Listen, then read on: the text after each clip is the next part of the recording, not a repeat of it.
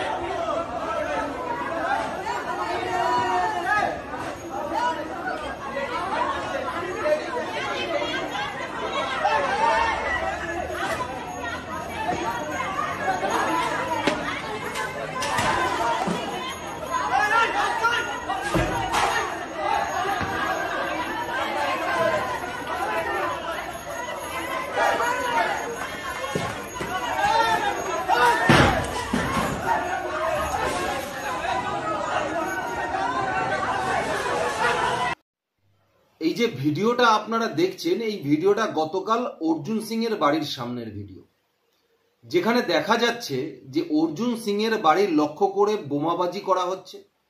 মানে তার বাড়িতেই বোম মারা হচ্ছে, তার বাড়ি লক্ষ্য করে গুলি করা হচ্ছে, এমনকি ইট বৃষ্টি হচ্ছে। যে যেখান থেকে পাচ্ছে রাস্তার উপর থেকে ইট কুড়িয়ে তার বাড়ির দিকে ছুঁড়ে মারছে। দেখুন, আভ্যন্তরীণ ওখানে কি বিষয় আছে সে বিষয় নিয়ে আমি কোনো আলোচনা করতে চাই না, কিন্তু আমি যে বিষয়টার দিকে দৃষ্টি দিতে চাইছি, দেখুন তিনি একজন প্রাক্তন সাংসদ, তার বাড়িতে কেন্দ্রীয় নিরাপত্তা রক্ষীরা রয়েছে, এমনকি তার বাড়ির সামনে বাংকার লাগিয়ে তারা বসে থাকে। সেই অবস্থাতে দাঁড়িয়ে তার বাড়ির সামনে দাঁড়িয়ে বোম মারছে, গুলি করছে, ইটের পর ইট মেরে যাচ্ছে ছুঁড়ে, গালিগালাজ করছে। তাহলে আমি পশ্চিমবাংলার আপামর যারা বিজেপি কর্মী আছেন, যারা বিরোধী দলটা করেন, তাদের কি পরিস্থিতি একবার ভেবে দেখুন। যে বর্তমান শাসক দল এবং শাসক দলের নেতারা, চামচারা কর্মীরা বিরোধী দলের ওপর কি পরিমাণ আঘাত আনছে। গ্রামে গঞ্জে মানুষ যারা বিজেপি করে, যারা তৃণমূলের বিরুদ্ধে লড়াই করে, তাদের উপরে কিরকম আক্রমণ নেমে আসতে পারে তা এই ভিডিওটির মধ্যে থেকে, এই অর্জুন সিং এর বাড়ির সামনের এই ঘটনার মধ্যে থেকে কিছুটা হলে আপনারা আন্দাজ করতে পারছেন।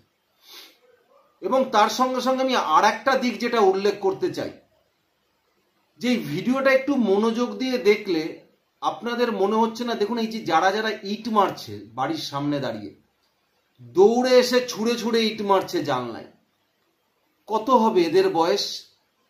এখনো গোপের রেখা উঠেছে কিনা সন্দেহ আছে, এখনো 18 বছর বয়স হয়েছে কিনা সন্দেহ আছে।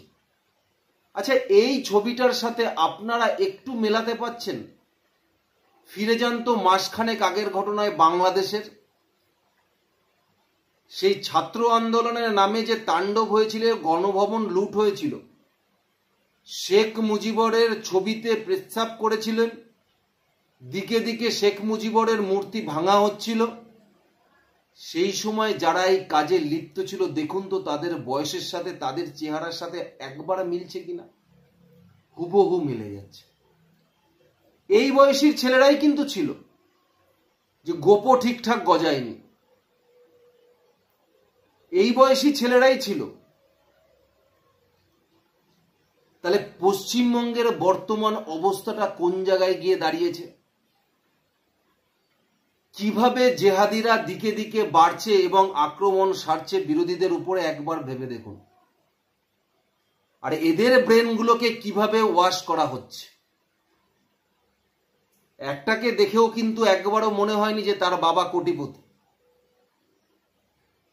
তার মানে কেউ না কেউ এদের হাতে কিছু পয়সা করে গুজে দিয়ে বা উস্কে দিয়ে তাদেরকে অর্জুন সিং এর বাড়িতে বোম মারতে বলেছে বা গুলি করতে বলেছে বা ইট পাটকেল মারতে বলেছে। তাহলে পশ্চিমবঙ্গের রাজনীতিটা কোথায় গিয়ে দাঁড়িয়েছে একবার ভাবুন। আর কিভাবে এই সরকার জেহাদিদের তোল্লাই দিচ্ছে দিনের পর দিন। এই পরিস্থিতি পশ্চিমবঙ্গের আগামী ভবিষ্যতের পরিস্থিতি তৈরি হতে চলেছে।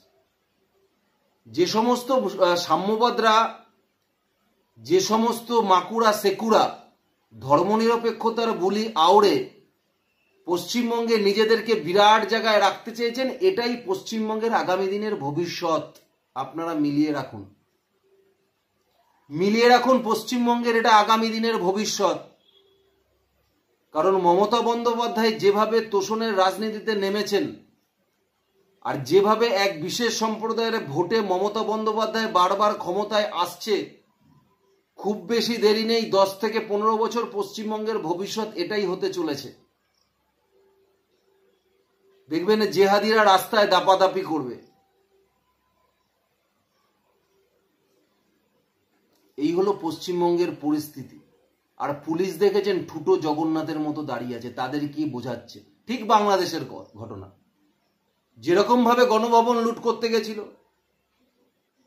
যেরকম ভাবে এক একজন হিন্দুদের বাড়ি আক্রমণ করেছে, যেরকম ভাবে মুজিবুর রহমানের মূর্তি ভেঙেছে, পুলিশরা আর্মিরা দাঁড়িয়েছিল, ঠিক সেভাবে দেখুন পশ্চিমবঙ্গের পুলিশ দাঁড়িয়ে আছে। এইভাবে ইট মারছে, বোম মারছে, তারপরে দাঁড়িয়েও পুলিশ লাঠিচার্জ করছে না, পুলিশ ঘাড় ধরে কাউকে তুলছে না। ওই কারণেই পশ্চিমবঙ্গে পুলিশের অবস্থা আজকে এমন জায়গায় গিয়ে দাঁড়িয়েছে যে মহিলারা ঝাঁটা জুতো দিয়ে মারছে। পুলিশের যে সম্মান বা ভয় মানুষের মধ্যে ছিল তা একদমই আর নেই। মানুষ পুলিশকে দেখলে গালাগালি করছে, প্রতিনিয়ত গালাগালি করছে।